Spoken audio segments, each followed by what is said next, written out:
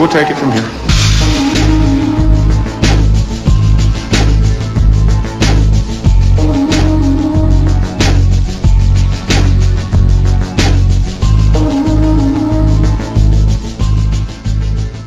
Hello and welcome to We'll Take It From Here. This episode is Pirates of the Caribbean. The whole franchise, not just one movie, the whole thing. I am Cuban Thor, aka Holden, and my co-host... this is Father Malone, also known as Michael. Yes. And I'm going to do this entire podcast in a pirate voice, starting now. Oh, God, please don't. Yar! Fairly warned be thee, says I, Holden. Oh, God. This is going to be tough. Oh, yes! Sorry, audience, but this is... okay. Let's get into our happenings before we get into our main part of our show. Happenings!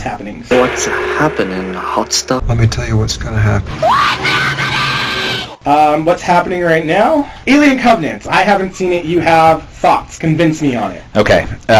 Now, we previously did an episode about Alien Resurrection, where we talked about all of these movies and hopes and dreams for the future of the franchise. I think the new Alien Covenant movie is much better than Prometheus, and it is still bullshit. Oh, insert dying Pac-Man sound here. If you want more characters doing idiotic things, then this is the movie for you, because these characters are morons. Wait.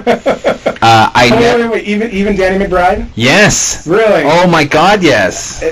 From what I'm seeing in the trailer, if I remember correctly, Michael Fassbender's back. Yes. Danny McBride's in it. Yes. Who else is in it? Catherine Waterston is the sort of lead character. She's the new Ripley character. The new Ripley, okay. Billy Crudup is in it as the sort of captain of the ship. He becomes captain of the ship because these people come out of hypersleep because there's an accident on the ship. Their actual captain, played by James Franco, gets burned up in his cryo tube in like the first 30 seconds of the movie. Okay, that's worth watching. It's great because it's this cameo. Like you're like, hey, is that James Franco? Oh my God! Killed him like Newt. Yeah, it happened really quick. The characters are colonists heading to a planet. They're still 7 years away from it when this accident happens. So now, because one of their guys died, they're all frightened to go back into the cryotubes, and they found a planet nearby that's been broadcasting an English-speaking message. So they want to go investigate this planet because it seems like it has all the properties of the planet that they're going to. And so they take their ship out of its current heading. They take it into orbit around this thing. Then they all go down to the planet without spacesuits.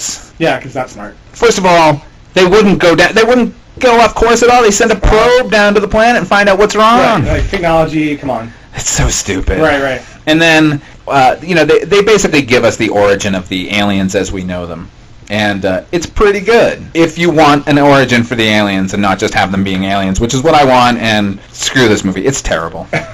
So definitely wait until I can Redbox it, or...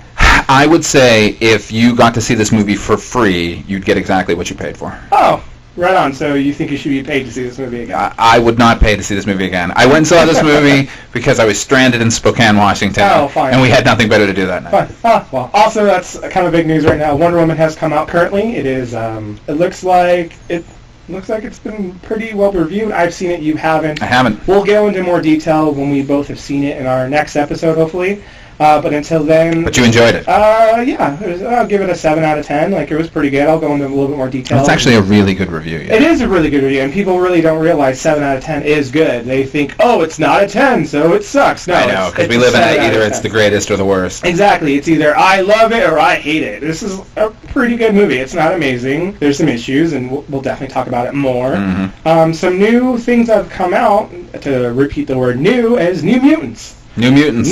We're going to say this new a lot because the New Mutants consist of Wolfsbane, played by Maisie Williams. Anna Taylor-Joy is going to be playing Magic. Sunspot's going to be played by Henry Zaga, who I think was like on Teen Wolf or something. He's one of these teen heartthrob kind of guys. He fits the part of a Brazilian, though, because he is Brazilian, and that's fantastic. Good casting. Yeah. Good casting, Fox. Blue Hart is playing Moonstar. And Charlie Heaton from Stranger Things. Yes, he's playing Cannonball, which if you're going to pick a redneck for a character, Cannonball is the perfect character. No offense, Charlie Heaton, if you ever listen to this, don't mean to be offensive, but you kind of look like a redneck. He's never going to hear this. Good. The script is actually being written by, or helped with, by Chris Claremont, who wrote the story. So that's I didn't know that. That's great. very good, and Josh Boone is directing it. Nice. Yeah, so it looks like it's going to be something good. Great casting so far. I'm really looking forward to it. I love the story that they're going for. They're aiming for more of a horror kind of thing. Which no superhero movie has really gone into, so that's pretty great. There's been some maybe like what do you call it, a jump scare, maybe one or two of them. Yeah. But nothing like where they're aiming to be a scary film. I think this is a good direction, especially from what I understand. Any comic book nerds would understand that this Demon Bear is actually a really good storyline, and it's something worth adapting, and I can't wait for this movie. I'm looking forward to it. We have Tom Hardy is casted as Venom. Which, all right, before you heard Tom Hardy, how much did you care about a Venom movie? Not at all. And then after you heard about Tom Hardy, how much do you care about a Venom movie? I'm so excited for this movie now. I think it's the greatest. The anticipation is high. To spitball here, just really quick, one of the things I like the idea of, I forgot where I heard it, to be completely honest. This is one of these Marvel podcasts. I honestly cannot remember. They have this idea where Eddie Brock is actually kind of like a wartime porter, where he's like in a different country or something like that. And I love this idea where he's like in a different country or whatever like that, and he can either come across the symbiote that way, or maybe he goes to church at a weird place and he finds it there. It'll be great. Like, if they could somehow bring it into a church and have it be kind of like a future sequel to the Spider-Man movies and connect it that way, wow, that'd be great. To be honest, though, what I think is going to happen is this movie is going to be connected to the MCU. Yes. Because Sony is literally just jockeying right now. They're going to get a great contract through Marvel for this whole Spider-Man MCU deal. Venom's going to be a part of the MCU. In my mind, if it doesn't happen, I'll be shocked, because I really don't think they're dumb enough to sit there and say, Spider-Man, a Venom movie without Spider-Man is a good idea. I think it's not going to be part of the MCU. Oh, really? Yeah, I think they're going to make good on their sort of threat to take Spider-Man back after Infinity War. I think they're just going to try and do their own version of the Marvel Universe. I think they think they've learned enough now from Marvel that they're going to be able to do it. No, I don't see that. I think when Spider-Man Homecoming comes out, which, by the way, a new trailer for that came out, and I think that looks fantastic. What do you think? It has your money. Yeah, man. I mean, they could have just put up a card that said "New Spider-Man movie." Here's the date, and I'm going. So. Yeah, especially with the But having said that, it does look great. But I really feel like Tom Hardy and this whole thing is going to be part of the MCU. I don't think Sony's going to sit there and say, "Oh, Spider-Man: Homecoming made us $1 billion. We have so much success with it." Without Marvel, let's do it without them again. Yeah. No, they're going to stay with Marvel. We'll see. They're going to stay.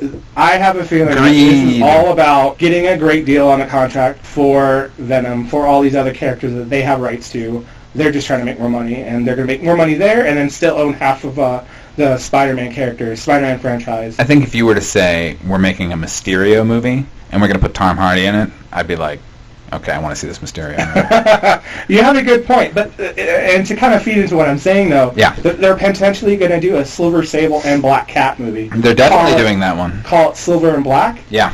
Now, look, I've heard hire for directors for movies before, and they never were made. I think they hired the director for Sinister Six, and they never made that movie. That's true. But that was contingent on the Spider-Man movies continuing to do well. So I really, really feel like they're going to take all this information they have, all these castings, all these directors, go to the Marvel and be like, hey, we want a better deal, 60-40 or whatever they want to do about it. I wonder what that deal actually is. I'm really curious about it myself. Like, I don't think they'll ever release the numbers, but I really... They will. We'll just be dead by the time. Probably. I just feel like this is something that they're doing to, like, kind of be like, hey, look, Marvel... Marvel has the rights to all of the merchandising for Spider-Man. Why not just give it all back? Why not just say, give us this much money? All right, but it's $1 billion paycheck every time they make a movie like this. Is it? Guardians of the Galaxy is almost making $1 billion right now. Yeah, I know, but okay. But you have to factor in the fact that any Spider-Man movie is going to cost about $300 million, and then you have to advertise it, which is another $300 million. So you're talking about a $400 million profit. Just have Marvel give Sony $800 million and say, that's the next two movies. We just want our character back. Yeah, they're owned by Disney. Come on, Disney, pony up some dough, man. You're buying everything else. I would be interested to see what happens with this. I won't believe that there's a Venom not in the MCU until the trailer actually hits, until it actually does not come a part of the MCU. Are they saying it's like a Venom verse? Yeah, they're doing like a Venom verse, where Venom is the main character. Are there any other Spider-Man heroes? I mean, I guess we just said Sable and Black Cat, but are there any other heroes that they can just sort of run with and say, screw you, Marvel, we own these characters? Something I thought that would have been a great idea for them is they could have done Spider-Gwen, which is an offshoot character of the alternative universe. Why didn't they do that? especially with this Wonder Woman press getting so much good buzz and this whole woman power thing, which I'm all for, that would have been a great idea to do a Spider-Gwen thing, and you can have the MCU giving you money, and then you can have your own universe with completely different characters. Who's Zendaya playing? Who say what? Who's Zendaya playing in the new movie? She's playing a character named Michelle. Okay, so nobody. So she's actually a character in the comics. Okay.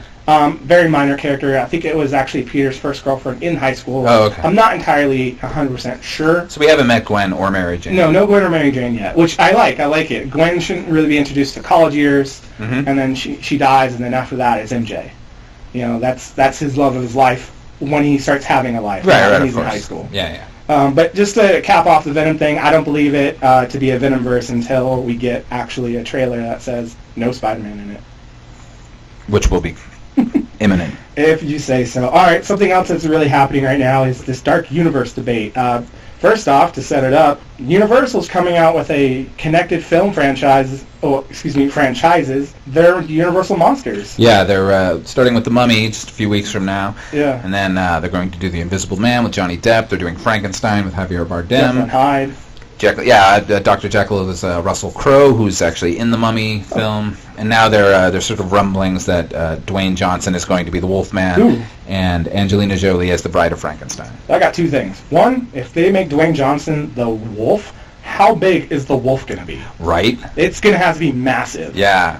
There'll be no question as to who that Wolfman is. Yeah, that's right? true. Like that huge thing, that's got to be that guy. Huge We keep guy, seeing. Man. You know, but I think they're casting him maybe not as Wolfman. Maybe they'll cast him as like the guy who's hunting Wolfman. Well, why would you? Why would you cast him as anything? The cool idea of this tiny little unassuming guy being the Wolfman is very, I don't know, poetic, I guess you would say. I tell you what they should do. They should What? introduce him in the Mummy film as the Scorpion King. But that'd be great. No. Okay, hold on. Universal. What the hell? You got to do this. Yeah. This would be a great idea.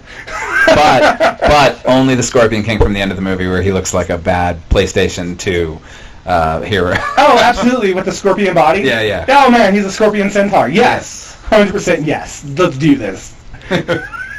And then the other side of this Dark Universe thing is Justice League Dark Universe is something that Warner Brothers has been working on. Guillermo del Toro was once upon a time attached. And then Doug Liman just left the film. Yeah, he within a week. Apparently, if you're going to announce that you're doing a movie, you're not going to be doing that movie. Yeah, exactly. Just like in Black and Silver Sable, like I said. You never but they haven't announced anybody yet. Oh, yes, they did. They announced this female director supposed to be taking it. Who?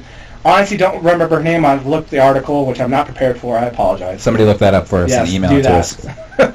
But what basically is happening is you have Warner Brothers sitting there saying, oh, we want to create our Dark Universe because it's Justice League Dark Universe, as opposed to going with just Justice League Dark. You know what? They're two separate companies. Just fucking go for it. Everyone call each other the Dark Universe. Well, again, at the same time, like Universal can sit there and say, oh, we're going to call our movies the Universal Monsters. Like, why not that, too? Like, I don't understand Dark Universe on either side. Because when you say Universal Monsters, we think of Bela Lugosi and Boris Karloff and Lon Chaney Jr. So they're trying to rebrand. But I don't know why they need to go with Dark Universe, other than it's Universal. Okay, you know what? They maybe have more of a right to it. You just brought that up. That's a really good point. Yeah, I'm going to say Universal, you win. Justice League, back off. Yeah, Warner Brothers needs to figure out to call their movie something else. I don't get why they're going to try to separate it from the DCEU, which, first off, I guess Warner Brothers is not good at naming things, because DCEU is really dumb, too. It's really gross. So the DCU, I know it looks ugly.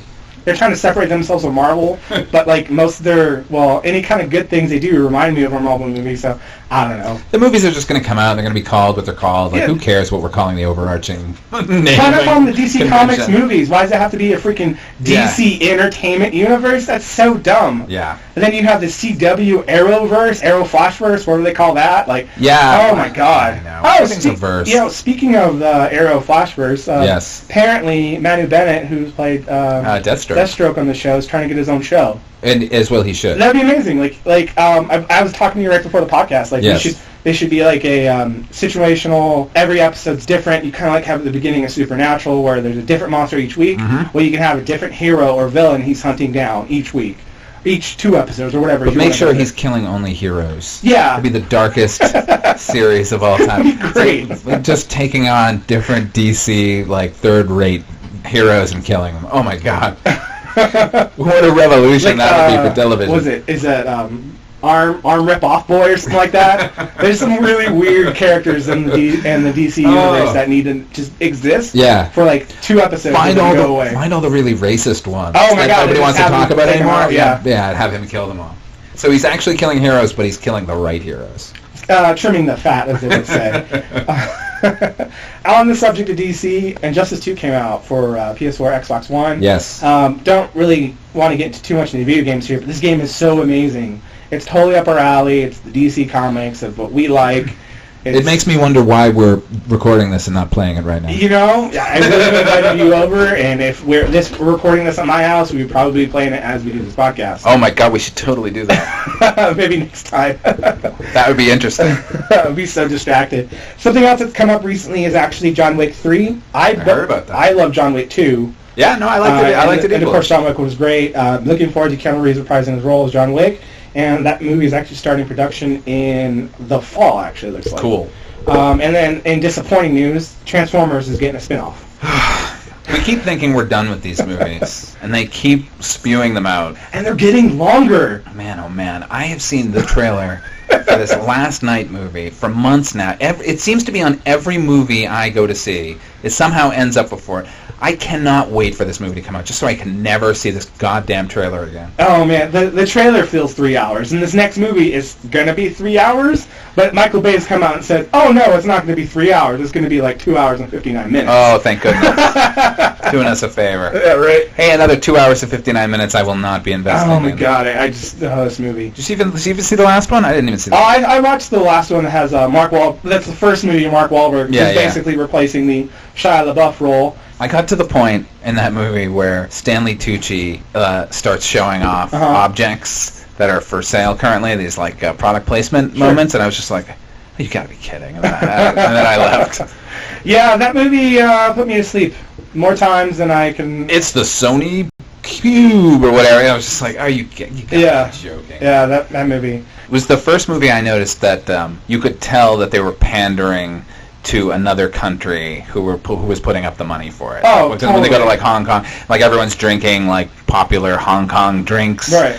And there's a bunch of characters that don't actually say anything, and you figure like, well, I bet when this comes out in China, those are going to be bigger characters in this movie. Interesting. That's interesting, actually. Something that actually gets really popular in China as well is the Pirates of the Caribbean, which ties into our show. That franchise out there is apparently their Star Wars. It's huge out there.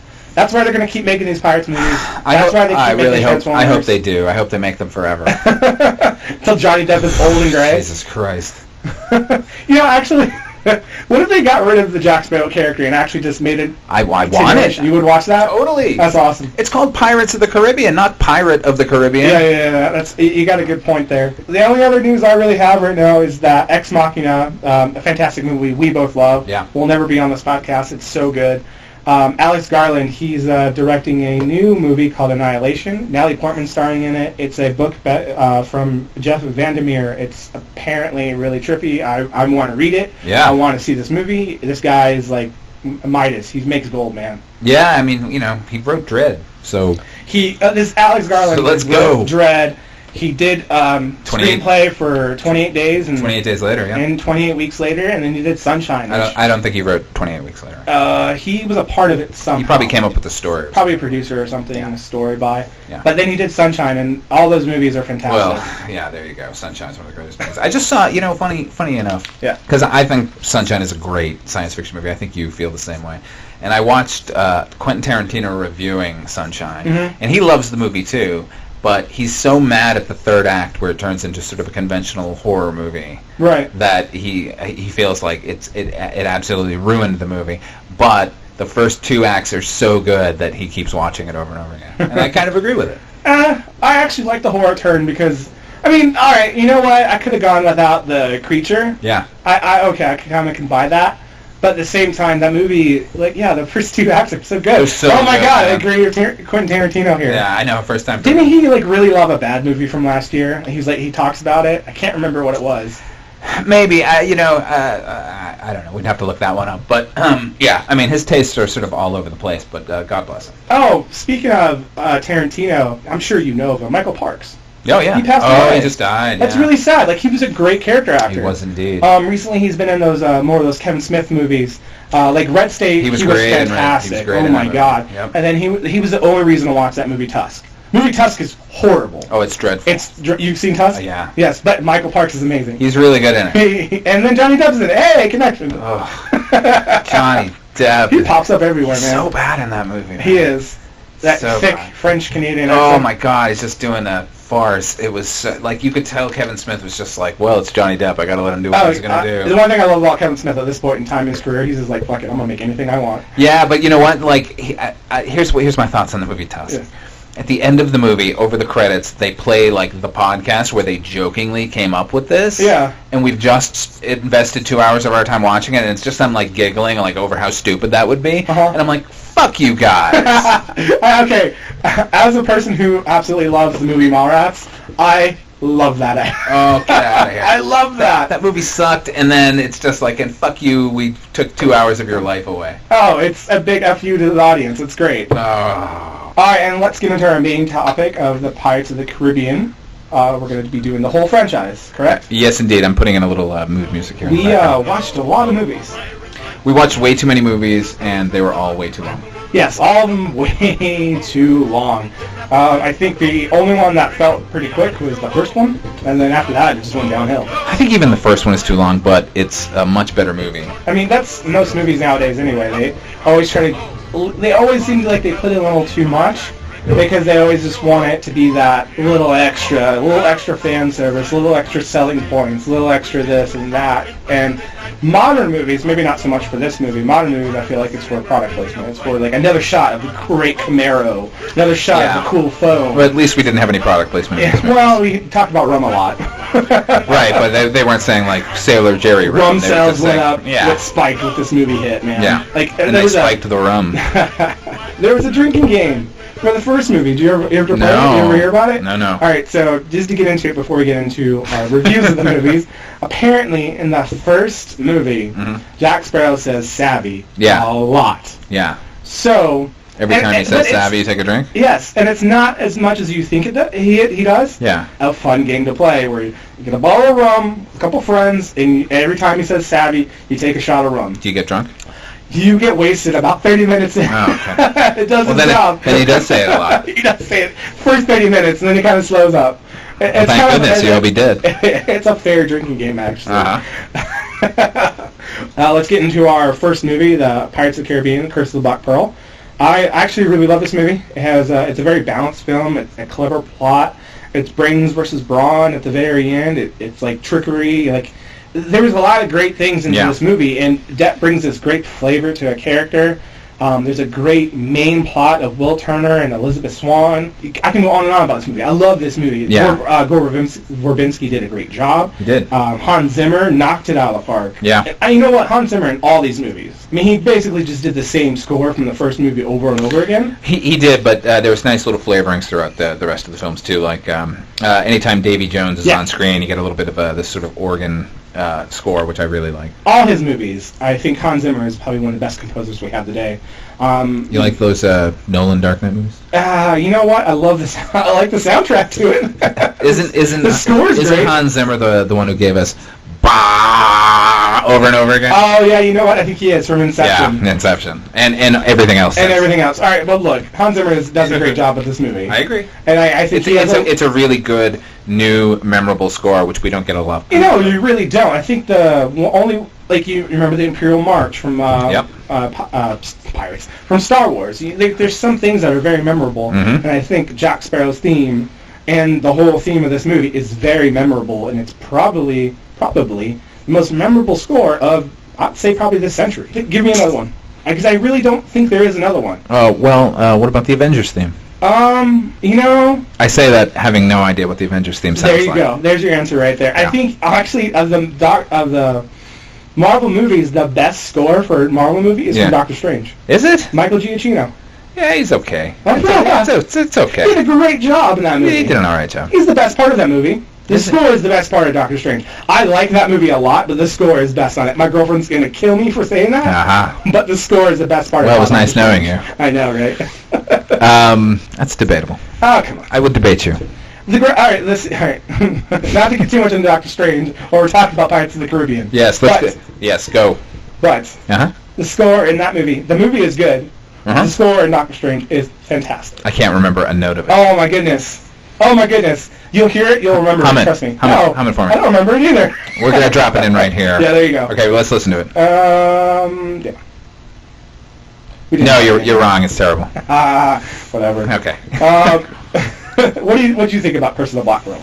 I love Curse of the Black Pearl. A lot of credit is given to Johnny Depp and Gore Verbinski and all those guys, but I think those screenwriters, Ted Elliott and Terry Rossio, who wrote Aladdin, and they wrote Shrek, and they wrote this movie, and evidently back in '92 they actually pitched this movie to Disney, and Disney's told them, we're not going to make a movie based on one of our rides, are you insane? Really? Yeah. So when Disney came back to them, because they originally had two other writers flesh out this script, and they were straight sort of pirate dramas, like Will Turner was a jailer at a prison, and Jack Sparrow was incarcerated there, and pirates steal Elizabeth Swann, and Will Turner frees Jack to help him go find her. Like, that was the original script of the movie. And then they approached Ted Elliott and Terry Rossio to punch it up, and they said, yeah, we'd love to write this, but we want to write the movie that we pitched you back in '92. Oh, really? And if you're not interested in doing that movie, we're not interested in writing it. And that was the supernatural element, because nobody had ever, in any pirate movie ever,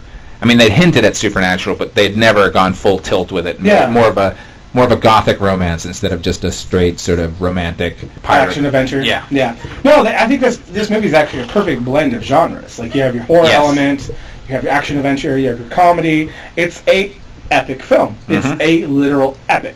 There is parts of this movie that just make me so happy. There's parts of this movie that make me excited. Just for an example, the whole jailbreak scene of Will and Jack. Yeah. Is a great scene. It ends up with them walking underwater with the boat, and there's that look back smile of they actually got on the bigger boat, and then they got the smaller boat ready for them, and then they take on it. See, it's a great scene in that movie. See, when we were doing the preparation for this podcast, we decided we weren't really going to do Black Pearl because it's kind of a perfect movie, and I don't think we can improve on it. So I focused almost wholesale on everything that came after. So I did not go back and watch Curse of the Black Pearl. However, it's a great movie. I specifically watched it again. I almost a palate cleanser from the rest. I know. I almost watched it last night for the same reason, but I'm all pirated out. I even went and saw Dead Men Tell No Tales at the theater recently. We'll get into that near the end. So I've had my fill of pirates. Okay, you had 5 pirate movies of different themes and a lot of Johnny Depp. Yeah, almost exclusively Johnny Depp. Yeah, and then one thing I will say about Black Pearl is, as much as Johnny Depp is in this movie, it's not a Jack Sparrow / Johnny Depp movie. It's an ensemble, if anything. Yeah. I'd even argue it's more of a Will Turner, played by Orlando Bloom, and Keira Knightley's character, Elizabeth Swann's. They're the main characters in this film. Yes. They're the motivation for the plot. Everything else happens around them, in my opinion. And let me not forget, without saying, Jeffrey Rush in this film. So good. Amazing as the villain. Hector Barbosa. Hector Barbosa. I love that name. I think it's one of my favorite names for a pirate ever. Absolutely. I think he's one of my favorite pirates ever. I'm not quite sure. Stranger Tides kind of changed that for me. But 1, 2, and 3, yes, Hector Barbosa is my favorite pirate. All right, let's get into Dead Man. He's not really in 2, though, is he? No, he's not in 2. He has one scene. Right. One and 3. Hey, he was the best scene in number 2. It was pretty rousing. I've never been so excited for somebody to eat an apple. And the monkey, man. Yeah. So speaking of number 2, Dead Man's Pirates of the Caribbean, Dead Man's Chest. There's a lot of words in these titles. It's kind of hard to say. Yeah, and it's my understanding that when the first film was made, it was just called Pirates of the Caribbean, and then they realized that they had a great movie on their hands, so they're like, call it something else, because we're going to have sequels. Oh. So that's when, in fact, I read an interview with Jeffrey Rush who said, one day, the scripts all got taken away, and then they gave them back to us, and it said Curse of the Black Pearl, and we thought, what's going on here? Huh. Yeah, so Dead Man's Chest. I think we have another movie that we really don't have to focus on too much. Dead Man's Chest has some. It's not as good as the first film. There's some small issues, but there's a lot of good. A lot of good in this movie. I think we both agree on the fact that they need to trim some fat. Yes. They have too many scenes of exposition for Jack Sparrow, I would say. Yeah, there's too much of him, and they don't need to make every movie. It's not an epic movie just because it's a huge runtime, and I think this movie runs way too long. And I think there are scenes and sequences that are fun, but the entire cannibal sequence in that movie, they can do without. I think this is a movie we can, maybe you'll agree with me on this, that you could argue that the first two, let's go with 3-act structure here, the first 2 acts of the film were hit or miss, but the third act was so good. The ending of this film is fantastic. I agree. Of course it sets up a third movie. Yes. But you could have ended the movie that way and I'd be happy. Yeah, you have the saber fight with Jack, Will, and Norrington on that island.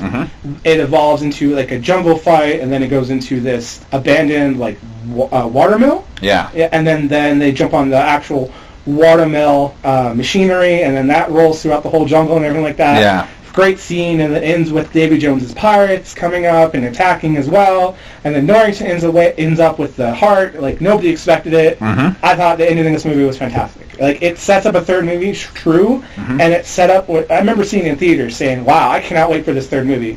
And then the third movie happened. Boy, did it. It happened, and it kept happening, and it kept happening, and it kept happening. Yeah. It was a really long movie that had a lot of subplots and a lot of everything. There was so much jokes. Too many characters, too many scenes, too many action set pieces, too much in general, and then not enough payoff for all of those setups. I mean, they pay off, but it's not satisfying. You know, I would assume Disney and all these people making this movie knew in the production of the third movie that they were going to make a fourth movie. You had to think at some point in time during the production of this film, they said, "Oh, we're going to make a fourth movie. Why not put some of these subplots into a fourth movie that, after watching the fourth movie, which I really don't remember too much of, to be completely honest. Yeah. Would love to say I just watched it, but I honestly couldn't find it, and I don't remember a thing about it other than he was in London. And there's mermaids. Oh, and there's mermaids. Hey, I actually like the mermaids. Mermaid sequence was good. Cool. Yeah, all right. It's best part of that movie. Is it? Yeah. Oh, man. But the whole thing, some of those subplots could have been pushed into a fourth film. A fourth film, or a spin-off film of, like, the Ballad of Davy Jones, or, like, something to add to this universe that takes away from this third movie. There's so much going on in the third movie, and I think we're going to spend some time on it. I think in that situation, Ted Elliott and Terry Rossio and Gore Verbinski and Johnny Depp, I think they thought they were going to make these 3 movies, and then that was going to be the end. And Disney after the success of the first film, was in no position to say no to them. So when they wanted to cram all of these elements into these movies, Disney was just like, well, they did it once and it seemed to work, so let's let them do what they want. Right. And I mean, there are little bits of threads that lead to the other movie. Like the movie ends with him going to find the Fountain of Youth, which is what the fourth film was about. But I agree with you. They could have, even if they weren't saving things for a fourth movie, they should have scaled everything back, made it a little more intimate. Well, it's almost nice to have some mystery at the end of a film, because that's one of the things I like about, you can say Star Wars, you can say Lord of the Rings, you can say all these like really successful franchises, that there is still some mystery in this universe, but the universe is living on. It's not a ended universe, whereas I feel like in At World's End, the third movie, they wanted to end this movie, so they jammed so much in. They bring back characters that were in the first movie. There's new characters introduced that had no point other than to scream at the end of this film. We'll get into our problems when we get into the problem section of our podcast. But in reviewing of this film, it's such a misfire. Yeah, it's... I don't know that it's like, say... I wasn't as disappointed watching this movie as I was, say, watching Matrix Revolutions. Davy Jones, who was a fantastic part of the second film. Yeah, let's talk about Davy Jones for a second. Jones in fact, I have a clip of Davy Jones that I want to play here. You have a clip? Yes. Hold on one second. Roll the clip.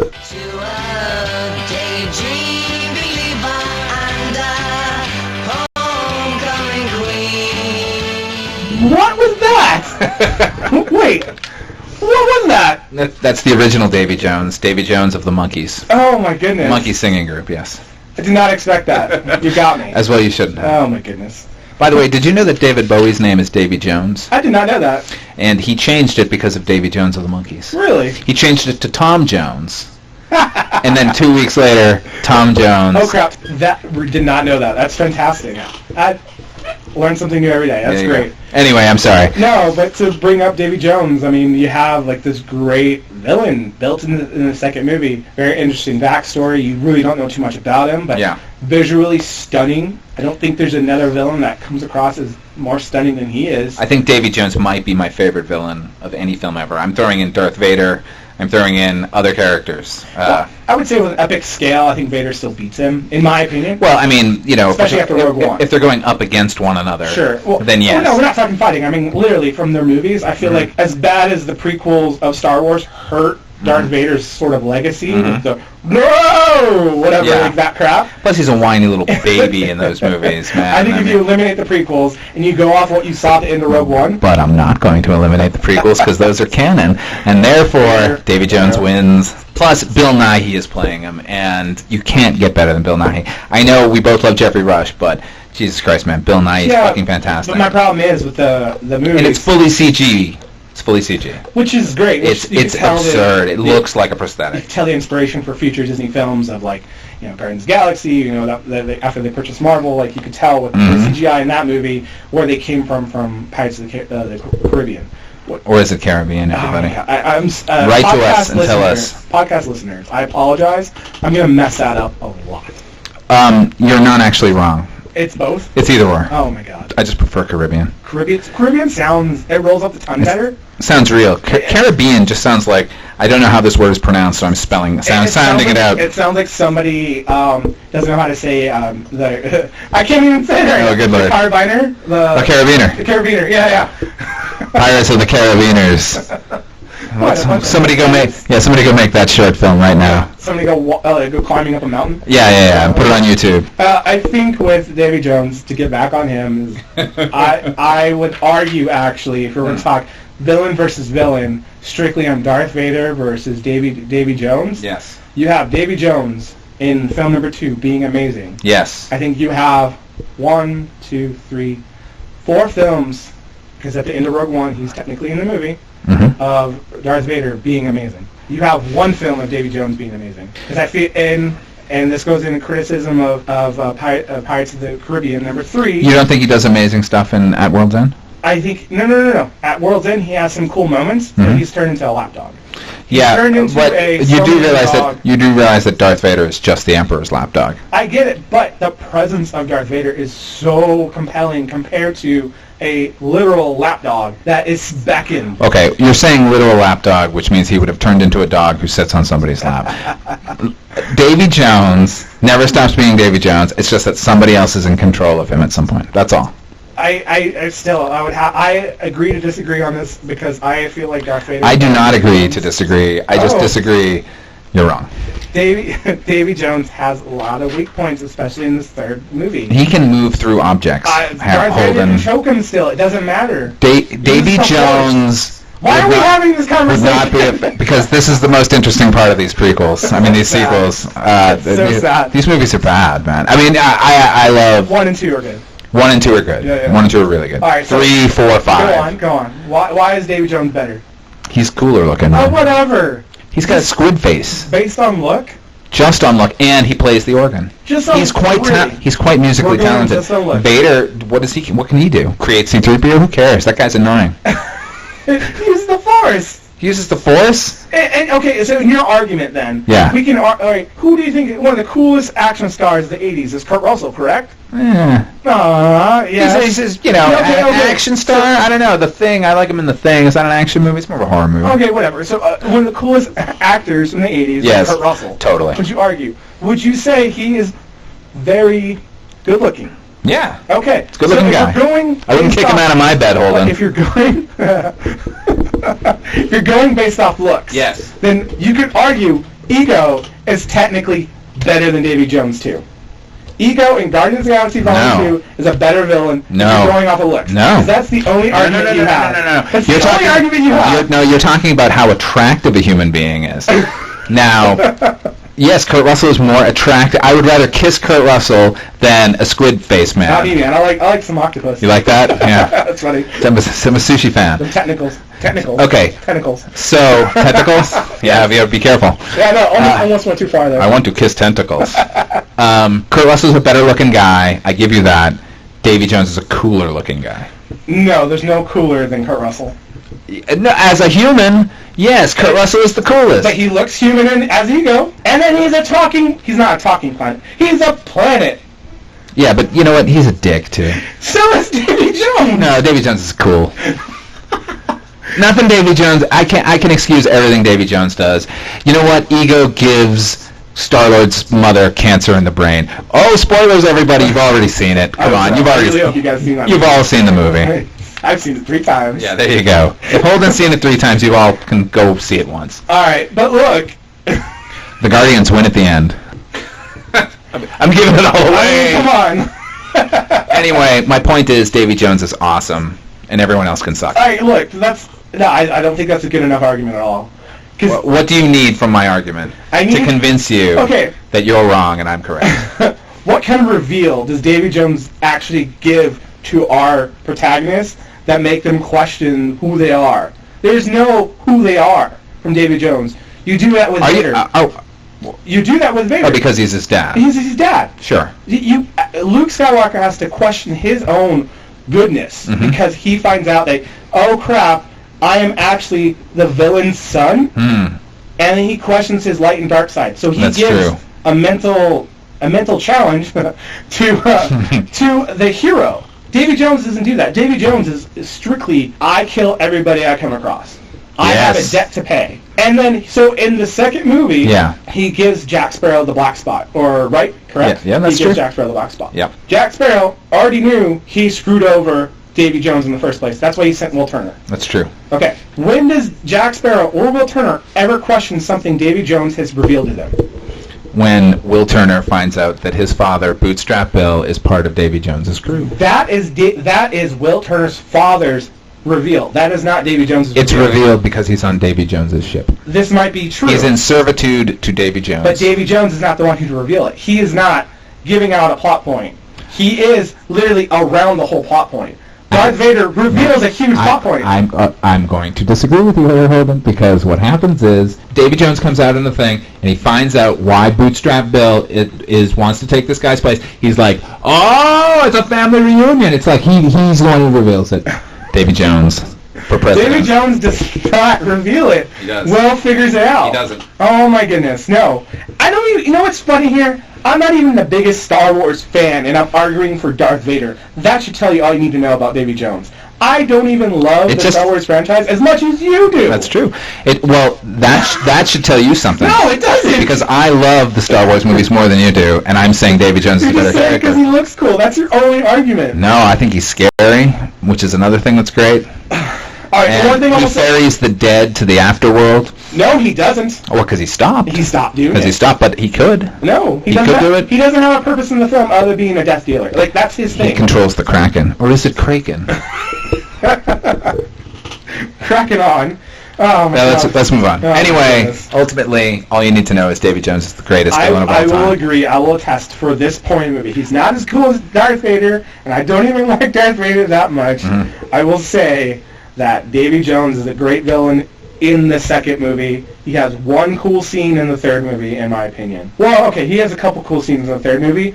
Number one on my list, though, is when he puts his tentacles through the guy's face. Yes. That's pretty great. Yeah, he's the one who, I think, kills Elizabeth Swann's dad off-screen. Yeah. That was a great scene, and it was disgusting. Mm-hmm. So I'll give him that.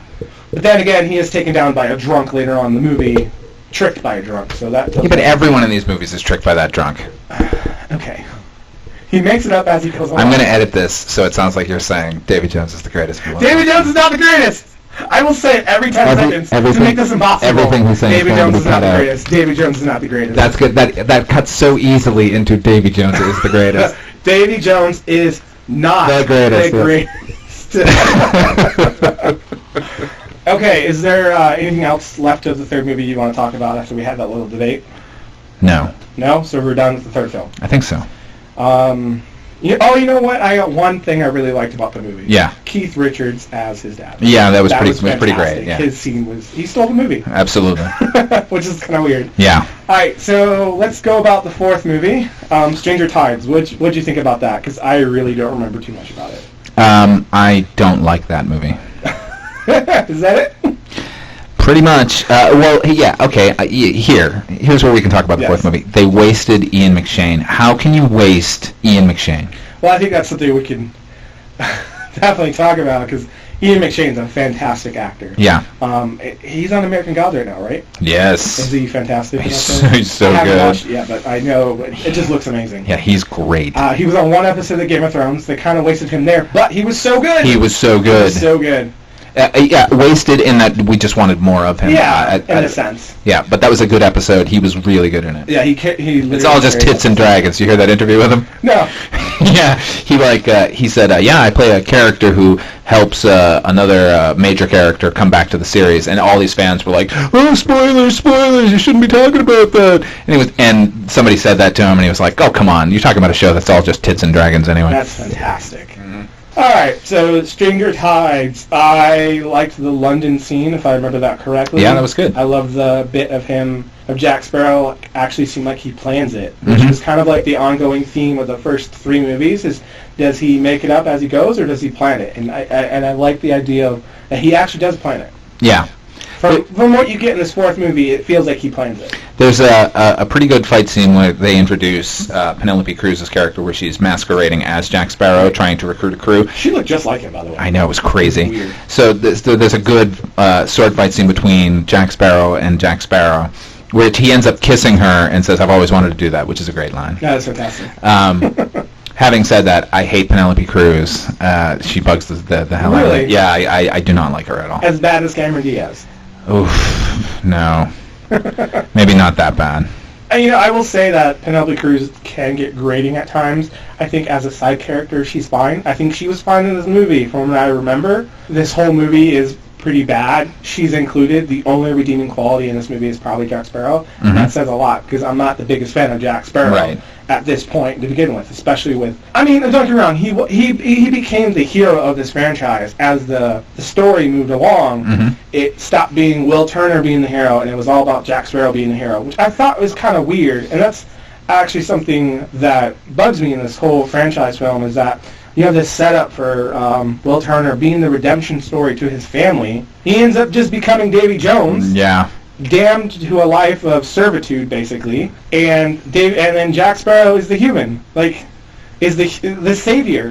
So do you think Jack Sparrow should have taken Davy Jones's place? Immortal Johnny Depp, Jack Sparrow. Yeah, okay, I'm good with Will Turner being it, actually. Really? Yeah, because think about it. You can have an endless supply of movies there. At least this one, when he gets old, you're like, okay, guys. Yeah, I know. I think Will Turner's a better Dutchman captain. I think, and as far as the story, it fits, because what they gave us was the story that fits. Yeah. With that movie, with them whole getting married, and then all of a sudden, now that they're married, he dies, and then he becomes Davy Jones. Right. He's damned to a life of, like I said, servitude to the Flying Dutchman, to ferry the souls of the dead into the afterlife. Right. Which is fine. It fits the frame of the film. However, during the franchise, it turns into a Jack Sparrow protagonist. Mm-hmm. If Jack Sparrow's not on the film, the plot really doesn't move along past the second movie. Right. Because, and that's how I feel about the third movie, just to get back a little bit on the third movie. Yeah. The third movie starts off with no Jack Sparrow, very little Will Turner for that matter, and it drags along through this action sequence and through all these other things, and then you find Jack Sparrow in Davy Jones' locker, about 45 minutes to an hour in. That's your protagonist of this film. They should have introduced him a lot sooner into the film, because that's what, the fans want. That's what I would have wanted. Right. I don't know. But Stranger Tides, I think we could both agree, is not a great film. The mermaids were cool. Mermaids were good. I like the idea of Blackbeard. I'm not so sold on the Fountain of Youth as a plot device. I think those screenwriters were initially they wanted to do that for the sequels to Black Pearl, and nobody wanted them to do that, so they ended up doing the stories that we got. So here they got their chance to do it, and I think it was a tremendous bore, and who cares? I think the Disney executives were like, oh, you guys made us billions of dollars. Yeah, go ahead and make whatever movie you want. Now you can do your Fountain of Youth movie. And I think that's that. So, I haven't seen Dead Man Tell No Tales. I believe you have. Yes. So convince me on that movie. I'll convince you not to see this movie. Okay, how? If you think you got too much Johnny Depp in these other movies, you're going to get that much more now. He's first and foremost out front all the way.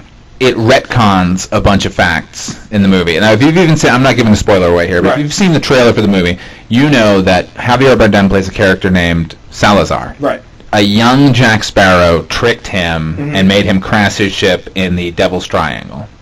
In that scene, that's when Jack Sparrow becomes the captain of a ship. Interesting. Like, their captain on that ship gets killed, and then Jack Sparrow does this maneuver, and then everyone's like, oh, you're Captain Jack, and they all pay him tribute, and they basically give him all the accoutrements that we know. So somebody gives him the hat, somebody gives him the compass, somebody gives him this other thing. Now, in the previous films, in At World's End and Davy Jones Locker, we discover that he became a captain by making a deal with Davy Jones to give him the Black Pearl. Right. And then Barbossa takes the pearl from him, and blah, blah, blah. So not only is it a bad movie and kind of boring, on a number of different levels, it takes away from established canon that I actually enjoyed of the earlier movies. In addition to that, they basically have a new Will Turner and a new Elizabeth Swann in this movie. Oh, fun. With Will Turner's son. Oh, well. Yeah, I mean, it could be okay if the actor wasn't such a bore. And then the female character, well, okay, I won't get into spoilers, but I will say that she is a mathematician who is searching for her father's whatever. It doesn't matter. But everyone in this movie is calling her a witch throughout the entire movie. This movie takes place in like 1760. Wait. So they call her a witch, but they've actually, most of these characters have seen witches. Yeah. Right? There's a witch in this movie. Oh, okay. There's a witch in this movie that some of the characters who are charging this girl with witchcraft go deal with. That's horrible. Oh my God! I just don't go see this movie. I'll wait till Blu-ray. Maybe. No, wait till somebody hands you a free copy. Okay. The quality will not matter. You don't do. I would give this to you on VHS. That's the kind of movie. All right. The only thing I can say is that it feels to me that they do something that ties all these characters together. Is that correct? Don't give it away. But from what I've seen in the trailers, I feel like there's going to be a plot element or something that makes all these characters somehow relatable or related. Yeah. Is that something that happens? Oh, yeah. Ah, sorry. Oh, yeah. That's too bad, because I hate when I can call that from a trailer. Yeah. And shockingly, this movie was written by Jeff Nathanson, who wrote Catch Me If You Can. Really? Which I think is a great movie. No, that movie's fantastic. Yeah. I think that's probably one of my favorite Tom Hanks movies and favorite Leonardo DiCaprio movies. Yeah. Together. Like, it is a great film. Performances aside, that script is solid. Yeah. This script is terrible. Right. All right. Also, the movie begins with a heist. Oh, let me just say this, because the heist brings it up. The heist takes place on land, where they're stealing a safe from a bank in the middle of some small town. You know, I heard about this scene already. First of all, it's just the Fast and the Furious 5 on horseback. I heard about that, yeah. It's dreadful. It goes on too long. It's not funny. It's not fun. It's not clever. And most of this movie seems to take place on land. This is a pirate movie. Right. We're always not on a ship. So basically, and establish that if you're a pirate, you wear a bandana and some dreadlocks, and that's it. That's it, yeah. That's a shame. Also, there's a character through all these movies, Jossamy Gibbs, played by Kevin McNally, who is Jack Sparrow's number one guy. He mutinies against Jack Sparrow in this movie based on nothing. That's not a spoiler, though, because it's really pointless, right? Let me tell you something. I'll spoil this whole goddamn movie for everybody, because you should not see this movie. Anyway. That's horrible. But, hey, let's let them make their own opinions. Spoiler alert, it's terrible. All right, well, clearly Michael didn't like this movie. I probably won't watch this movie until it comes out on Blu-ray. Personally, the trailers did nothing for me. The only thing that got me kind of excited was zombie sharks. Terrible scene. Really? Terrible scene. That's a shame, because that looks so cool. It does look cool. They send them out. I'm not ruining it for you here, but let me tell you. They send them out, and it's like, oh, there's no way that they can survive this. And they somehow survive. And then they just forget it. They just forget about them. What? Okay, so you've seen the scene where the zombie sharks are attacking. You've also seen the scene where all of Salazar's men are jumping off of their boat and running on the surface of the water. Yeah. It's the same scene. Oh. Once they start running, they're like, oh, we got to get away from them, and the movie just forgets about the sharks. Oh, that's too bad. It's awful. You know, I felt like they, in the dead man's chest, they did the Kraken enough, and I think that's what I think they were hoping with these sharks thing, to bring back something that's like the Kraken. Yeah. Or Kraken, whatever you want to say. And then you have, in the third movie, they kill the Kraken off screen. Yeah. I would have loved to have seen that. That scene where Davy Jones, maybe not even you see the death of the Kraken, Yeah. but at least see him going to handle the Kraken. Yeah. So you know this is how badass Davy Jones is. Mm-hmm. All right, I believe it's time to get into the problems we have with this whole franchise. Go ahead, Father Malone. All of them. What? The whole thing is a problem. No, okay. I'll get into a specific problem. Please. And we've talked a little bit about this before. My main problem with these movies is that they introduce a villain who is awesome and then turn him into effectively a tool for another character in the other films. So this is I'm going to be a little bit verbose here, but Please, by all means. the second film they introduced This is our podcast. Yeah, they introduced a character named Cutler Beckett, who is a representative of the East India Trading Company, and he's the overarching villain for the two sequels. And you can tell that the screenwriters were looking at what brought the end of piracy, and that was these characters. The East Indian Trading Company. Yeah, they basically, well, like once money sort of came into effect and they needed to protect their investments, then you got rid of pirates. So they introduced this character to sort of touch on that, and that's fine. When you introduce characters that are supernatural, Right. who cares about the real-world aspects of what's going on? And having this human character who is effectively controlling one of the greatest characters of all time. You know what I like in it too? Tim Burton made a movie called Sleepy Hollow about the Legend of Sleepy Hollow. Yeah. The Legend of Sleepy Hollow is one of my favorite stories of all time. Wait, with Johnny Depp? Yeah, with Johnny Depp. I know, it's weird, right? Well, that's not weird because it's a Tim Burton 6 movie. Degrees of Johnny Depp. Yeah, he's everywhere. Yeah. And I like a whole lot about that movie, but I couldn't get past the fact that somebody was controlling the Headless Horseman. I like the idea of the Headless Horseman being this elemental force that's out there. Yeah. That like the only rule you need to follow is don't go out at night onto those roads because the horseman will get you. Okay. And what they did was they turned him into this tool of murder, being controlled by some spell or something. And that's what they end up doing with Davy Jones here. And I can maybe look past all of the other stuff that goes on in the third film, but I cannot get past Davy Jones just being somebody's puppet. That's curious to me because I agree 100% that the Davy Jones is a great villain, especially in the second movie. Mm-hmm. And he kind of turns into a lapdog, not a literal lapdog, but a lapdog.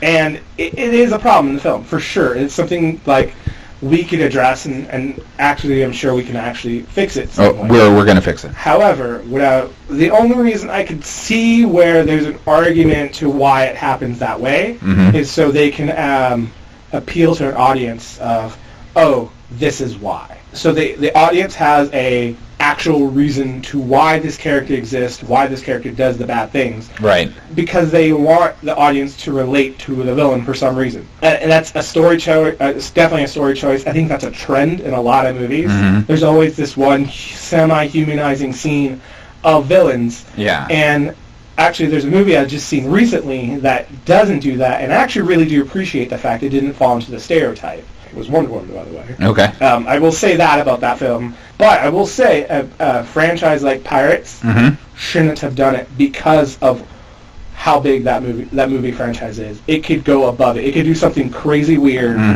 and just have it be an elemental force. Right. It would make sense to context of the film, especially when you establish Calypso is a sea goddess witch. Right. Like, that was once upon a time an elemental force. They established that part, and then they wrap her up in ropes, and she grows really huge. And so stupid. that was the worst CGI in the whole, and in a lot of movies. For a movie that had great CGI, that was horrible CGI. When she's growing large? Yeah, it's horrible. You didn't like that? No. No, neither did I. They're horrible. When she turned into crabs. Oh, that was great. That was pretty great. Yeah. I like that a lot. By section of her. Yeah, man, that was fantastic. But no, CGI in this movie is all over the place great, except for that scene for some reason. Yeah. It's like in Lord of the Rings, there's one or two scenes where you could tell it's a model blowing up. Yeah. Yeah, it's stuff like that. It's like kind of takes you out for a second. Like, yeah, it did seem suddenly we were in a Godzilla movie. Yeah. So, you know what? I agree. I think the villain issue is a big problem in this franchise. After number 1 and number 2, the villains are pretty much... they're not used effectively at all. You can go with Davy Jones. We could talk about Blackbeard, and I'm sure the Javier Bardem is not used very well in the fifth movie. No.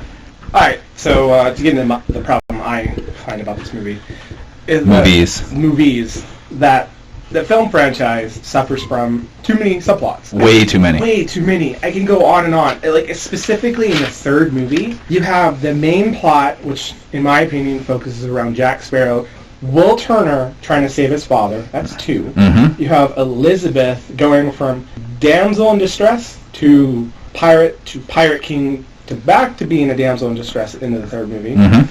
You have the Barbossa storyline where he dies in the first movie. He come back at the end of the second movie. He's alive and he has his motivation to summon the Brethren Court. Yeah. I thought you were going to talk like a pirate the rest of this podcast. No, man. No, I didn't give up. I just wouldn't put anybody through that. People would have stopped listening after 2 minutes. So Barbossa goes through his thing, and then you have the Calypso storyline. You have the Davy Jones storyline. Now, some of these do combine, like, specifically the Barbossa, Calypso, and Davy Jones storyline. But still, when they're not combined, they're still separate storylines. It's ridiculous. And Cutler Beckett trying to control the sea. Cutler Beckett. There's Pentel and Rigetti. They have their storylines. The Governor, Norrington. Like, oh, and by the way, in the first movie, I forgot to mention this, and I find it weird that we always forget about her in the first movie. Lily Saldana's in the freaking first movie. Oh, that's right. She's one of the pirates, right? She's not blue or green, so I don't remember her. Oh, there you go. Anyway, I think to me the biggest problem in this movie is that there's so many subplots. Yeah. I believe you said before we started recording that the writers of the film said Elizabeth is the main character. Yeah, they said that Elizabeth Swann is the protagonist of these movies. That's what they showed us. Maybe her plot would be great. Right. But what this plot ends up being is in the first movie she's a damsel in distress that has an attitude that is more than just a damsel. Of course, she's a strong woman in her own mindset. She knows how to handle things. In the second movie, she slowly becomes a pirate. Yes. She is a pirate. In the third film, she is a pirate that gets turned into the actual captain of a ship. Yes. From Saofeng, Chow Yun-fat, which is not used correctly at all. No. We'll get into that in a second. And then she becomes the Pirate King. Yes, the Brethren Court. The Brethren Court elects her King of the Pirates. She and Jack elect, which was a cool scene. Yes. Because everybody's voting for themselves, and he's like, Elizabeth. And he just smiles like very slyly. Like, I think that was a great scene. It is a great scene. But, so now she's Pirate King. She goes from damsel to Pirate King. And at the end of the whole movie, after everything is resolved, what does she decide to do when her love of her life becomes the immortal new Davy Jones? She becomes a damsel again, waiting for him every 10 years. What is up with that? There is no excuse for what happens at the end of that movie. Like, if somebody was supposed to be the main character, according to the writers, and then it's portrayed on the film that she learns nothing. She like her life of a pirate. There was no resolution. She did not figure out, oh, life of a pirate sucks. Right. She enjoyed every minute of it. Every single minute. She's the one who rallies them to battle at the end. And then, once victory is achieved, she's like, I'll just go live on the land and never do this again. Exactly. Yeah. And she ends up in the exact same place she was in the beginning, longing for adventure. Yeah, and she's now the Pirate King at the end of the movie. Yes. What happens with that? Yeah, why isn't she controlling an armada of pirates? Doing something. Anything. I mean, even barring that, like, let's say she doesn't want to be the Pirate King anymore. Wouldn't she just be a member of the crew of the Flying Dutchman with Will Turner? To be with the love of her life. Instead of giving it all up and living on land for the rest of her life? She has nothing to go back for. No, her father is dead. Yes. She no longer has a job. She has no money. She's got nothing. What is she going back to? I don't know. I think you could argue maybe in the I guess the post-credit scene or whatever, she has a little boy with her. Right. So you could argue, okay, maybe she knew she was pregnant, but at that time period and the setting of these movies, she's not going to know. Why is she going away on a ship? And even if not going away on a ship, she's on land. It's and even if she knows she's pregnant and is going to have that kid, what's wrong with having it at sea? And did they establish in the movie that there's a rule where Davy Jones's heart's got to be on land or something? There's no reason, because as we see in the course of these movies, they move Davy Jones' heart around a lot, and it doesn't matter where it is. He's always fine. Never affects Davy Jones in the slightest. You can't blame them for trying to do as much as they can. And I think in the face of the recent success of The Lord of the Rings, which are the worlds that those movies take place in are very detail rich. So you can tell that they wanted to get into that, and this was their opportunity to do it. But man, you're just making pirate movies. You know, I think we could sit there and say Lord of the Rings has an advantage because it has source material. Yeah. And I think that you can tell when that franchise did not have source material in The Hobbit that those films suffered. Like, there was no point of that being 3 movies. No, it should. Two. It felt like a retread of the first Lord of the Rings movie. Visually, great looking movies. Sounds great. Lord of the Rings movies, fun. But at the same time, the Hobbit 1, 2, and 3 just not great films. And it's funny because as dense as those novels are, they pared it down to like nothing. Like there's only a couple of plots going on in each of those movies, and they're very easy to follow. Not to say that this movie is in any way confusing, the Pirates of the Caribbean movies. It's just too overstuffed. It's a bag full of fries. The first couple you eat are nice and crispy, but as you get into the lower of the bag, it gets greasy and soggy, and it's not that fun. Yeah, and by the time we get to At World's End, those fries have been sitting out for some time. Yeah, the bottom of the bag is like, I don't want to try and reheat them, but it's not going to work. Not even ketchup can help. You know? All right. How about we get into how we could fix these problems, Michael? Okay, my fix is tied to my problem with the movie, and my main problem with the movie, which is the sort of Davy Jones storyline. I really like Davy Jones's plot as far as the love story between him and Calypso, Tia Dalma. I thought that was very affecting, and they shouldn't have had Barbossa show up and lead an expedition to get Jack out of the underworld. I think Barbossa should have come back in the third film, but I think he should have been a separate antagonist.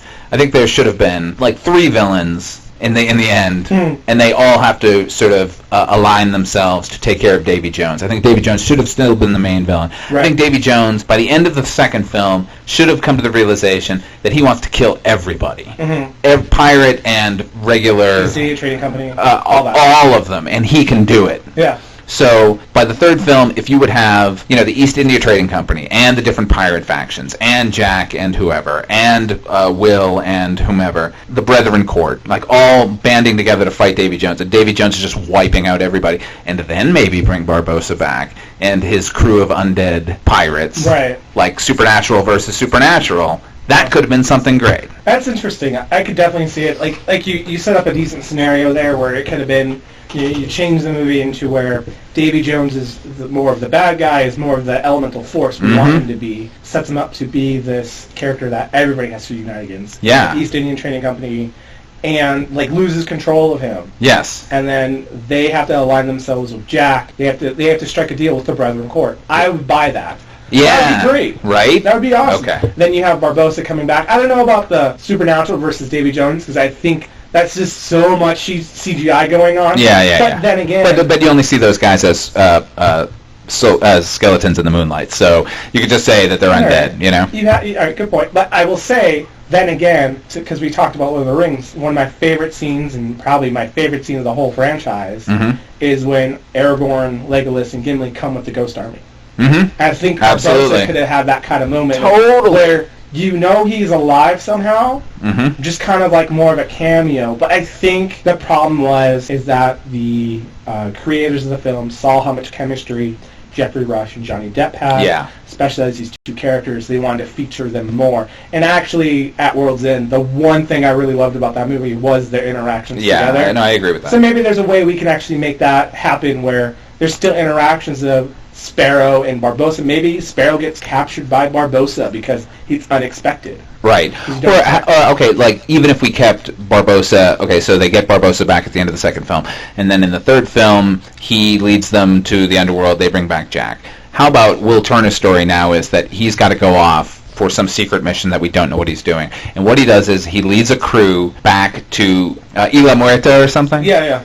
And his mission is to go grab some gold, making them immortal. Oh, interesting. So then we forget about Will Turner as a character. Right. So this would sort of tie into that Lord of the Rings thing. Yeah. So now we have like the East India Trading Company and the Brethren Court all fighting against Davy Jones. Davy Jones is decimating all of them, and then Will Turner shows up with a ghost Oh Armada. yeah, I could buy that. Like take a page out of Lord of the Rings. People probably would have gave it crap for copying Lord of the Rings, but I think that would have been an epic scene. Yeah, and it would have been much more satisfying. Very satisfying. Certainly much more satisfying than getting the entire Brethren court to show up at a battle and then do nothing. Yeah. Okay. So a minor thing I have with this movie is that they set up this Brethren court. That you have Mistress Chang. Yes. Mistress Chang, who's from the South China Sea, I believe. Mm-hmm. You have Gentleman Gerard, or something like that, right? East from Africa, the African coastline. Mm-hmm. You have Sisumbachi, votes for Sisumbachi. Yeah. Like, I love it. Like he has the Indian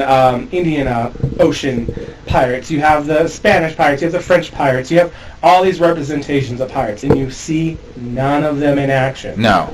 It's really disappointing because what a waste. Because you could sit there and have like the African sea pirates be more of like a tribe, and they have smaller boats that sit there and swarm bigger boats. You can have that Chinese sea one just use like straight up gunpowder and pure fire against these things. Like have like a dragon mounted on top on the front of their ship that spews fire. Absolutely. How cool would that be? That'd be great. And then you have, I don't know, Sisumbaji doing something mystical. Like sure. There's so many different things you can do. That was really stereotypical, and I apologize. But in the sake of this franchise, like it only plays into what they're playing. Yeah, into. that's exactly what I'm getting at. My problem with the film, as I've said earlier, is the subplots.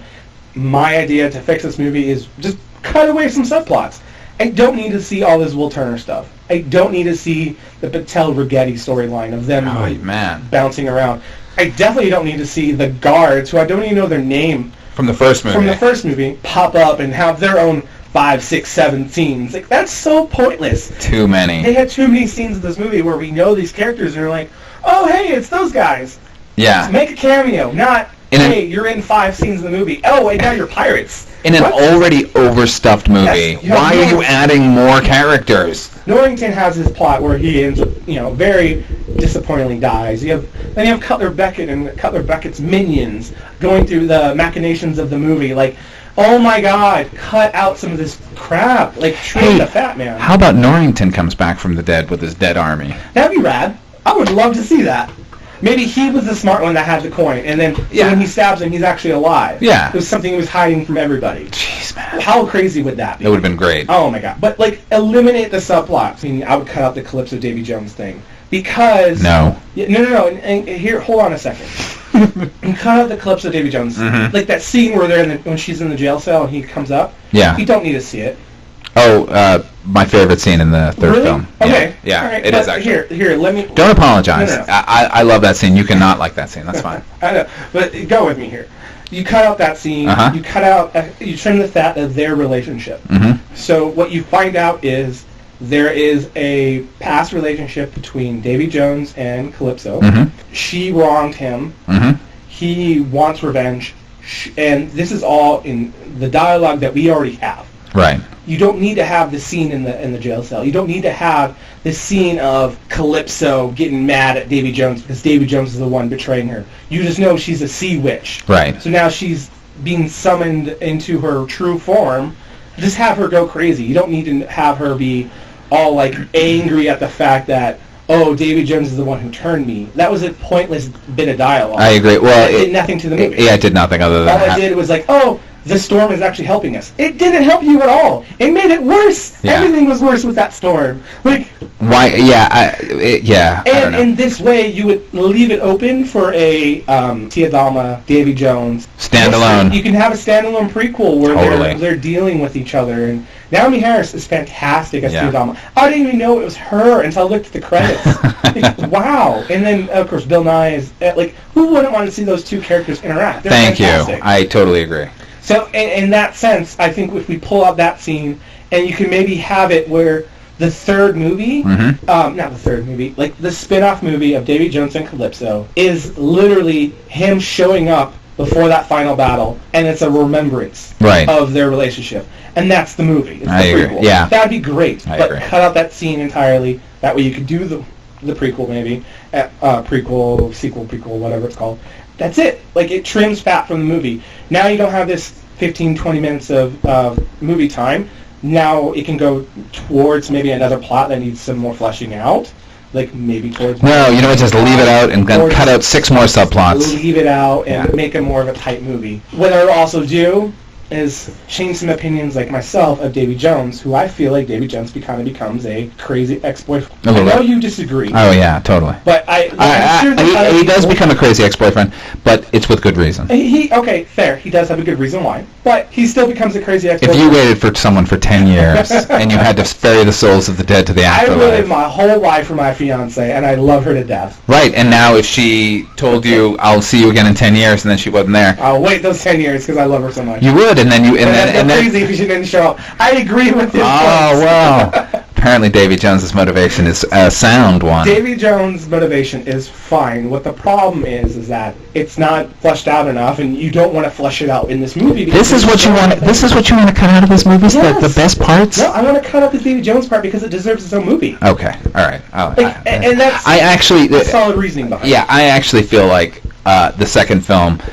I really like the second film. Yeah. But I do feel like they should have abandoned almost everything from the first film and focused on a Davy Jones storyline with Jack Sparrow, and then brought in the third film, brought back Will Turner and Elizabeth Swann and everybody else. You know, I could almost see them cutting out... Well, I think they wanted to keep Keira Knightley and Orlando Bloom in the second movie. But I would actually agree to an extent of if you take the subplot of Davy Jones and Calypso in this movie, maybe add it to that second movie, take out Will and Elizabeth. That's a lot of reshuffling, a lot of rewriting. Sure. But it could work. It would absolutely work. It would change some things. Can I tell you something about the fifth film? Hold on. Okay. The only other thing I want to talk about when it comes to cutting out things, Pentel and Margetti, I don't need to see them anymore. They're in number 2 too much. Yeah. And they're in number 3 way too much as well. Way too much, including the eyeball being one of those pieces of 8. Which, okay, that's a great joke. It would be a great joke if it didn't make any sense whatsoever. If that wasn't a running gag. It's a running gag, and he keeps losing it, and you would think Barbossa would be like, give me that. Yeah. You can't lose that, son of a bitch. Remember, they did that really gross thing where he licks the eyeball or puts it in his mouth and puts it back in his eye? Yeah. Apparently that will stop it from popping out, which it won't. Yeah. So you cut their stuff out, you cut out the guards, and in my opinion, cutting out all these subplots will help flesh out Will Turner with making his father more likable, making him more likable, because in this third movie, I don't like Will Turner at all. Yeah, not one. I really don't care that he died. I like that he became Davy Jones. I was glad he died. And then all of a sudden he's Davy Jones, you're like, shit! Yeah, God damn it. It's really... If we didn't change any of these things, Elizabeth Swann should have been Davy Jones. It was where her character was heading. That's all. Like she climbed the pirate rungs. She got to the top of the ladder. She became the pirate king. Where can you go from there? Not back to land, because that would be a really terrible thing to do with that character. That's what they did. Have her become the ultimate pirate that is undying and rules the seas. Also, eliminating these subplots would help maybe add some more Beckett and Jack, because I love the Beckett and Jack interactions. They were fun. The whole little miniature Beckett in the cannon where Sparrow goes through the air and lands and it's like not even a drop of rum. Like that was great. Those interactions, you focus more on that, the movie will be tighter, it'll be more fun. What'd you think of the child hanging? You know, at the beginning of the movie? That's something that you could probably cut out too. I like the song part of it, where it was like, oh, it's all these pirates, they're all in it together. They've sung the song. I thought sung the song. That's a really weird thing to say. Yeah. However, the song's been sung. It's something that's just not necessary to the film. It really doesn't add motivations to it. Yeah, it goes on too long. It does. I like the scene though. It's an interesting way to begin the movie. If that's how you start the movie, you get to the kid faster. Yeah. Because they did like 3 or 4 hangings before they the kid. They hung a lot of people. And then they had this really slow walk of the executioner. He put a stool under the kid while he's singing a song. Yeah, it's terrific. Instead of telling the kid, hey, shut up, or trying to make the kid quiet, which I would have bought. Yeah. Like, he wants the kid to stop singing because he's annoyed. And then you can have Beckett cut in. No, let him do it. Yeah. And then you have Beckett... Right, because he wants them to sing. That's why he was doing happening. it. Yeah. I will say, hanging a child at the beginning of a Disney movie is a pretty ballsy move. Yo, it really is. And people say, oh, well, all Disney movies are family-friendly and not dark. There's a lot of crap that goes into these movies. Yeah, there always have been. People just forget about them. Yeah. They decide to give them shit because of it being humor at times. Yeah. But life in general is funny at times. So why not, bring people in to make them laugh and make them enjoy themselves, and then, oh, hey, by the way, you don't mind us killing a kid. Yeah, and then don't forget to twist the minds of all the children out there. Oh, hey, Bambi's mom, dead. Dead, yeah. Like, come on, man. Dumbo's mom, let's shoot her.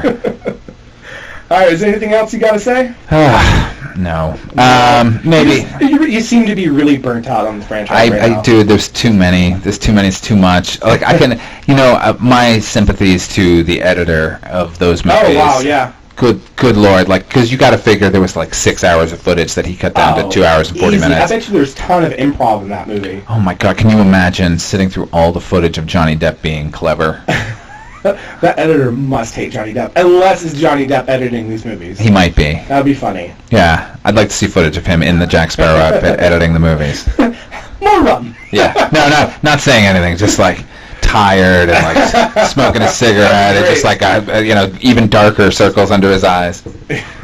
Yeah, I mean that's all I have on this movie as well. I think we're ready. Oh, let me tell you tell you the thing about the fifth film. Oh, I got a minor detail as well. So go ahead. You go first. No, you go ahead. You said it first. Spoiler alert, everybody. Oh crap. No, because it's a post-credit scene. La la la la. I'm not listening. Oh really? No, I'm kidding. I don't care. Okay.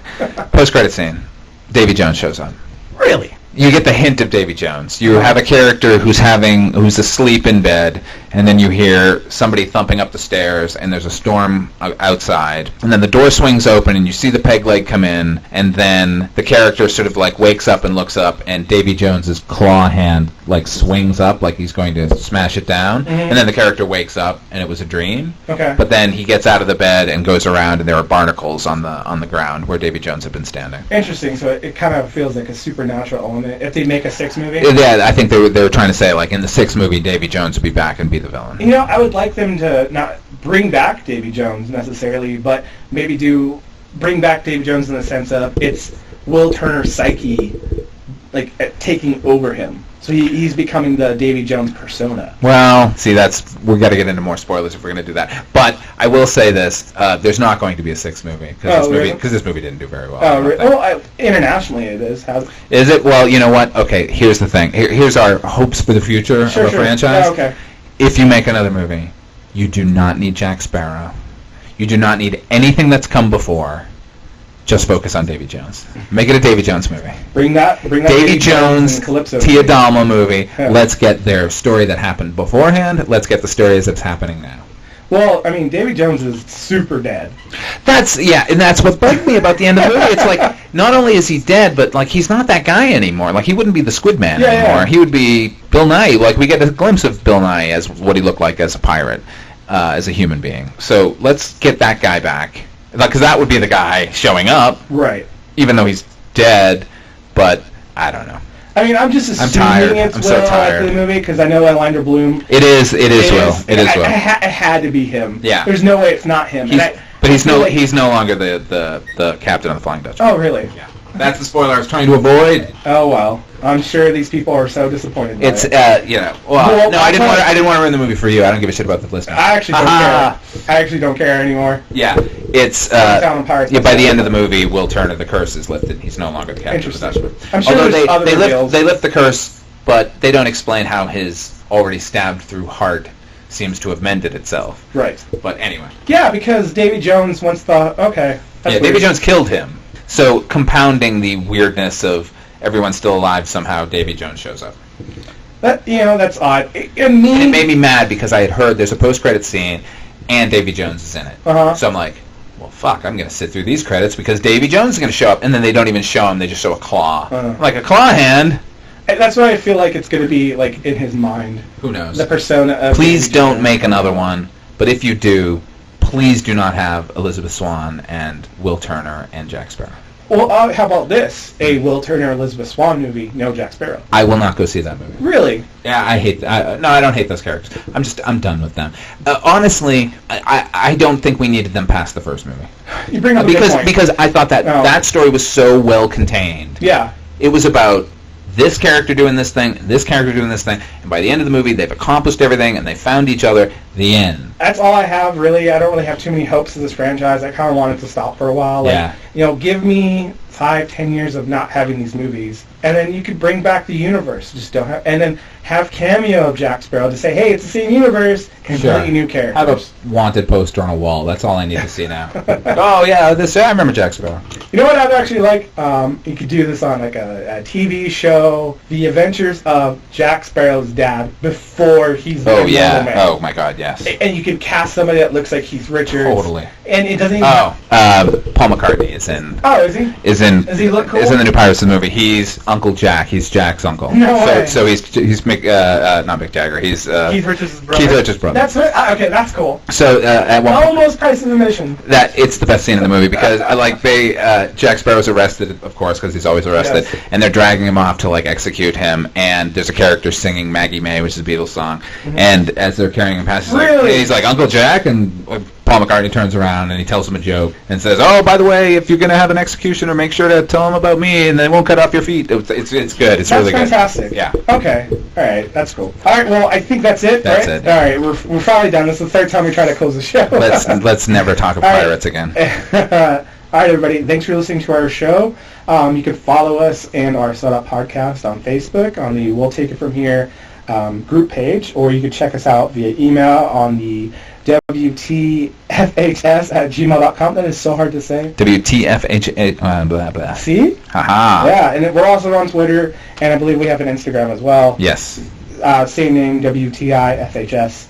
I am Holden, a.k.a. Cuban Thor. And this is Father Malone. Thank you, patron saint of podcast, Captain Cold, and good night. Have a good evening, everybody.